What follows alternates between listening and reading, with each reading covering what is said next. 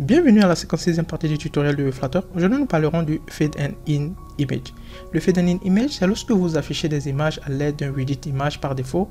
Vous remarquez peut-être qu'elles apparaissent simplement à l'écran lorsqu'elles sont chargées. Cela peut sembler visuellement dérangeant pour vos utilisateurs. Au-delà de cela, il serait agréable d'afficher un espace réservé au début et les images apparaîtront au fur et à mesure qu'elles seront chargées.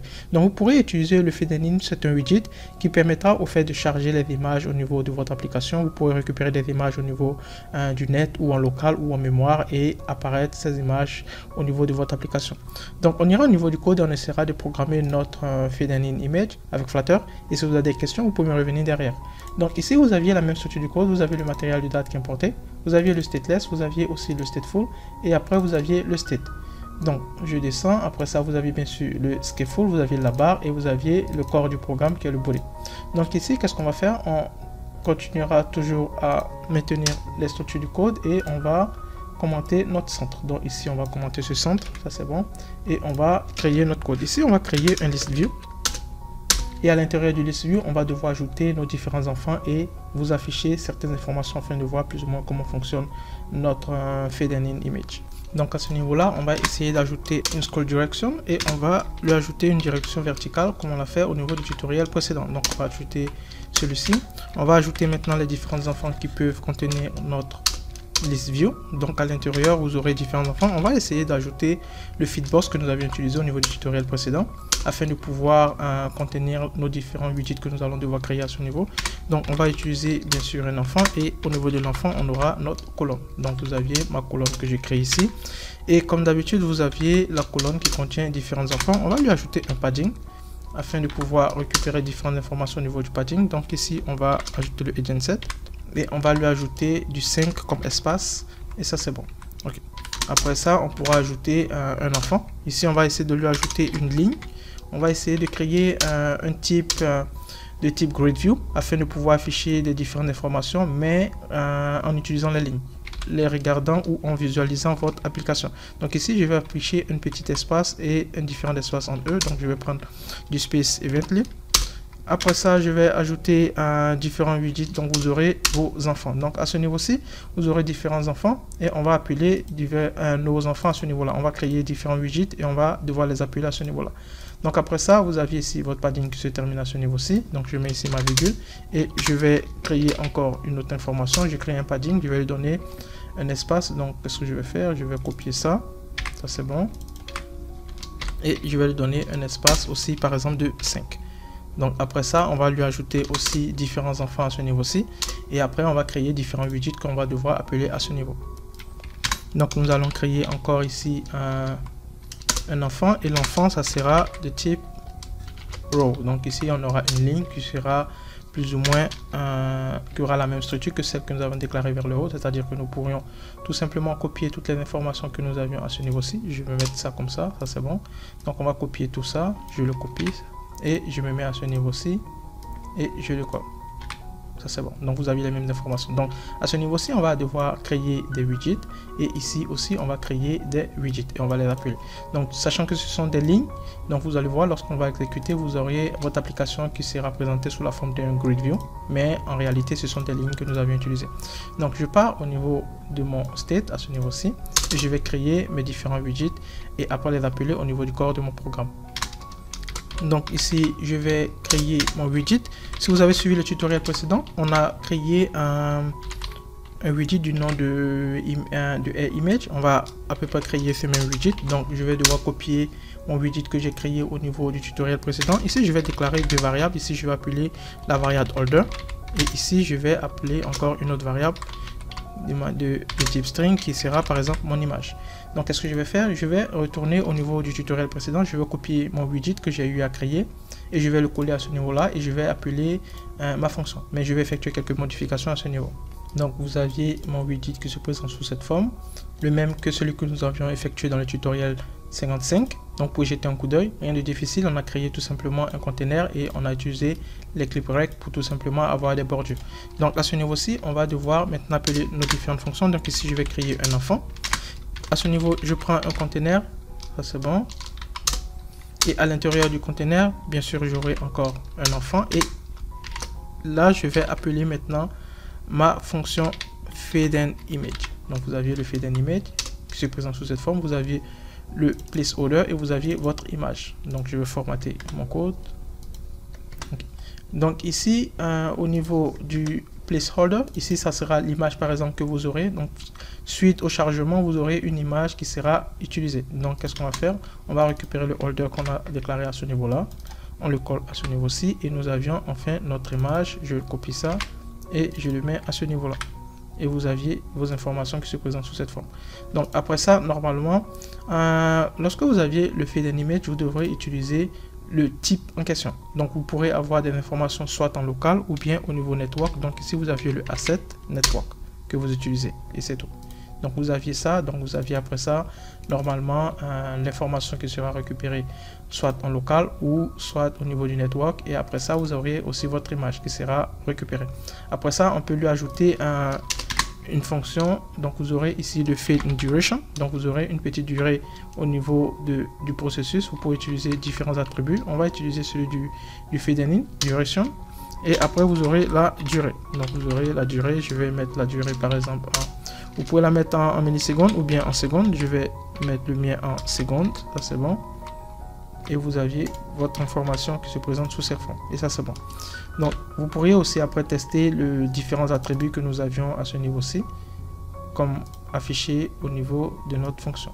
Donc voici plus ou moins comment se présente d'abord notre fonction, le fade in. On va créer encore un deuxième widget à ce niveau-ci et on va devoir après l'appeler au niveau du corps de notre programme. Donc on va appeler encore notre widget qui s'appellera Barbie. Donc vous aviez ça c'est bon, et à l'intérieur on va lui ajouter une variable. Donc on va prendre encore la même fonction que nous avions dû à créer au niveau du tutoriel 55. Ok, donc on va récupérer les mêmes informations du widget et on va le coller à ce niveau-ci pour continuer notre programme. Donc voici plus ou moins comment se présente notre fonction. Vous aviez tout simplement le conteneur, vous aviez la colonne et vous aviez un semtest que nous avions à l'intérieur avec les différents formats concernant le test et la couleur. Donc vous aviez toujours la même structure. Si vous jetez un coup d'œil sur le tutoriel 55, vous verrez que rien de difficile. On a eu à créer différents widgets. Vous aviez le premier qui se nomme Air Image et le deuxième qui se nomme Barbie. Donc ici, qu'est-ce qu'on va faire? On va tout simplement appeler nos deux fonctions. Donc je copie ça. Je vais l'appeler au niveau du corps de mon programme. Je copie celui-ci. Je pars au niveau du corps. Donc je me mets au niveau de ma première ligne à ce niveau-là. Je vais coller deux fois ma fonction. Je vais changer les informations. Je pars au niveau du deuxième, ça c'est bon, je copie ça, je pars au niveau du bas, je me mets ici et je colle une fois et deux fois. Donc j'aurai deux informations et vous aurez plus ou moins mon schéma qui se présentera sous la forme d'un grid view. Donc ici j'aurai ici un string, on va changer après les informations. Ici aussi ça sera de type string.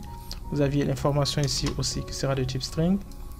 Ici aussi la même chose. Donc vous aviez plus ou moins les informations que vous allez devoir copier et les ajouter à ce niveau-ci et c'est tout.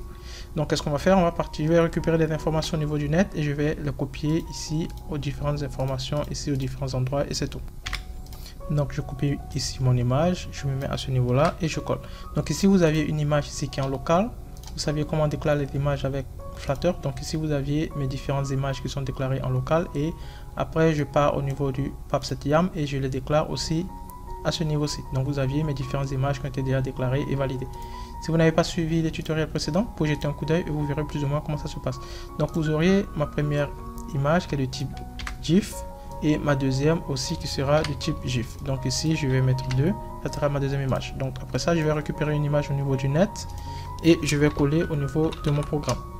Donc je recopie une image, je me mets à ce niveau-ci, je colle, ça fait bon. Ça c'est ma première image que j'ai récupérée au niveau du net. Je vais récupérer encore une deuxième image et je vais coller à ce niveau-ci. Donc je le colle à ce niveau, ça c'est bon, ça c'est ma deuxième image. Et au niveau de Barbie, je vais utiliser encore des tests. Donc je vais copier encore des tests que j'ai formatés et je vais les coller à ce niveau-ci et à ce niveau-ci. Donc je colle ici et je colle ici mon deuxième test. On va valider le code, on verra ce que ça nous donne. Et vous constatez, vous voyez, vous aviez le fade-in qui s'affiche. Donc pour commencer, vous aviez d'abord l'affichage de votre image qui est le GIF, qui vient de manière progressive et après vous avez votre image qui se charge afin d'afficher les différentes informations. Donc je vais essayer d'ajouter différentes autres informations à ce niveau-ci, au niveau de mon list view, et on pourra avoir plusieurs images. Donc je vais copier mon code et je vais ajouter les mêmes informations avec les images en GIF et les différentes images que je récupère au niveau du net et aussi le nom à ce niveau-là, et vous verrez, vous aurez plus ou moins un affichage du type grid view, mais qui n'est pas du grid view, mais qui est du qui est tout simplement des lignes que nous avions eu à formater afin d'avoir une apparence de type grid view. Donc après copie, ici vous aviez la même structure, c'est-à-dire vous aviez ma première image et ma deuxième image en question avec les informations au niveau du GIF. Après vous aviez ici votre test, ça c'est bon, je descends, on maintient toujours la même structure, donc on copie toujours le même code et on le colle. Donc ici vous aviez encore la deuxième image avec la même structure, vous aviez ici la ligne et après encore vous avez une deuxième ligne comme celui que nous avions effectué et après un troisième et après un quatrième. Donc vous pouvez copier autant que vous désirez et l'ajouter au niveau du list view. Donc on va valider, vous verrez ce que ça donne. Et vous constatez, vous voyez, vous aviez un chargement progressif et des images qui s'affichent les uns après les autres. Vous voyez, voici comment se présente plus ou moins notre application. Vous aviez des lignes mais qui se présentent sous la forme de grid view. Et vous aviez plus ou moins ça. Vous voyez plus ou moins votre application qui se présente sous cette forme. Donc vous pourriez les modeler et les moduler comme bon vous semble. Vous pourrez ajouter des différents contours au niveau de vos applications et vous verrez que tout sera OK. On va essayer de vérifier si on peut modifier certaines informations. On essaiera de jouer avec les différentes bordures. Ici on va essayer de changer par exemple l'auteur. On peut mettre par exemple une hauteur de 300. On va mettre ça. Et au niveau de la largeur on va garder un autre 200. Au niveau des arrondissements, on peut mettre par exemple du 75. On va mettre du 75. On va voir la distance qu'il y a entre les deux en question. On pourra changer, on pourra mettre par exemple du 30 ou du 35 pour avoir une distance un peu plus différente. Je vais valider mon code. OK. Et là, vous voyez, vous aviez des rondeurs au niveau de nos différentes images. À ce niveau-ci aussi, vous aviez les différentes rondeurs. Donc, vous pouvez présenter aussi votre application sous cette forme. Ce sont des listes, mais plus ou moins sous la forme d'un grid view de manière visible, et vous aviez vos applications qui peuvent être modifiées, modulées sous cette forme. Vous pourriez aussi jouer avec les différentes distances. Vous pouvez voir celui qui vous semble un peu plus intéressant. Vous pouvez jouer au fait avec la largeur. Je valide avec du 270. Vous voyez, votre application se présentera sous cette forme et vous aviez toutes vos informations qui sont visibles. Vous pourriez encore changer, vous pouvez mettre ici du 400. Ça dépend de celui que vous aimeriez avoir. Vous pouvez utiliser afin de pouvoir jouer avec les différentes fonctions et derrière vous pourriez valider votre code. Donc vous aviez aussi ça qui se présente sous cette forme. Donc voici plus ou moins comment se présente notre application avec le Fade and View. Donc si je valide mon code, je vais valider avec ça. Une seconde, on verra ce que ça nous donnera. Okay. Donc ici je vais mettre par exemple je remets ici du 300. Au niveau de la largeur, je mets du 200. Au niveau d'ici, je garde ça et là j'aurai du 75. Je vais valider mon code. Et vous aviez votre application qui se présente sous cette forme en chargeant les différentes images, et les images se présentent de manière progressive et chargées, visibles au niveau de l'utilisateur. Donc voici plus ou moins comment se présente le Fade and Image avec Flutter. Si vous aviez des questions, vous pouvez me revenir via les commentaires et derrière j'essaierai de vous répondre. Merci encore du suivi et à bientôt.